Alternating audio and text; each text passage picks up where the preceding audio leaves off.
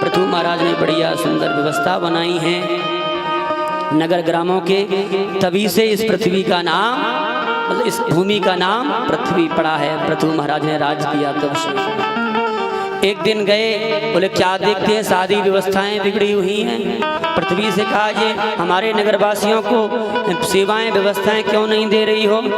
तो पृथ्वी गाय का भेष बना के आई और पृथ्वी कहती है, महाराज तुम्हारे पिता बहन ने इतना पापाचार फैलाया कि मैंने अपने रत्नों को देना बंद कर दिया था, लेकिन अब तुम आ गए हो, तुम्हें गाय बनी तुम्हारे सामने खड़ी हूँ, तुम जो चाहो मेरा दोहन कर सकते हो। तो पृथ्वी रूपा गाय को पृथु महाराज ने दोहा और जैसे दोते गए वैसे ही सारी व्यवस्थाएं होती चली गई। नगर की, ग्रामों की, पहाड़ों की, जंगलों की सब पृथु महाराज ने व्यवस्थाएं कर दी। अब तो राज्य बड़ा आराम से चलने लगा। सुंदर सुंदर यज्ञ कराए। यज्ञ में महाराज ब्राह्मणों को खूब बढ़िया से बढ़िया व्यवस्था पूर्वक दान दक्षिणा दे रहे थे। एकदम से इंद्र आया, घोड़ा चुरा के ले गया। पृथु महाराज ने पूछा, महाराज घोड़ा कहाँ गया। बोले इंद्र चुरा ले गया। बोले इंद्र को बुलाओ। बोले इंद्र नहीं आ रहा है। तो ब्राह्मणों से कहा, हमने सुना है ब्राह्मणों में इतनी सामर्थ्य है कि देवताओं को भी ठिकाने लगा सकते हैं। क्योंकि मंत्र किसके अधीन, ब्राह्मणों में कितनी सामर्थ्य है। पृथु महाराज कह रहे हैं, दैवाधीनम जगत सर्वम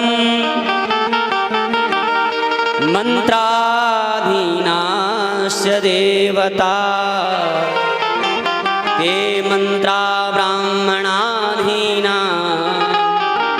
तस्मात् ब्राह्मण देवता। बोले हमारा ये संसार किसके अधीन है। बोले देवताओं के अधीन है। और देवता किसके अधीन। बोले मंत्रों के अधीन। और मंत्र किसके अधीन। बोले मंत्र ब्राह्मणों के अधीन। बोले महाराज ऐसा मंत्र पढ़ो कि देवता भी खिंचे चले आए। और जैसे ब्राह्मणों ने कहा इंद्राय स्वाहा, तो इंद्र की स्वाहा की जगह इंद्र का सिंहासन ही आकर के कुंड के ऊपर घूमने लगा। इंद्र जैसे ही स्वाहा होने वाले ही थे तो ब्रह्मा जी ने कहा ऐसा मत करो, व्यवस्थाएं बिगड़ जाएंगी। तो इंद्र को छोड़ दिया और लज्जित होकर के घोड़ा देकर के इंद्र चले गए, शर्माते हो गए। और जब यज्ञ सफल हुआ तो यज्ञ में स्वयं भगवान नारायण प्रकट हो गए, सुंदर स्तुति गाई और नारायण आशीर्वाद देकर के अंतर ध्यान हो गए। बोले भक्त वत्सल भगवान की। अंत में सनकादि महाराज आए, सनकादियों का खूब स्वागत किया, वंदन किया और भगवान की सुंदर भक्ति मांगी और 10,000 कानों का आशीर्वाद मांगा। ऐसा कह करके प्रभु 10,000 कान हमको मिल जाएं, जिससे आपका निरंतर हम कीर्तन भजन करते रहें। भक्त वत्सल भगवान की।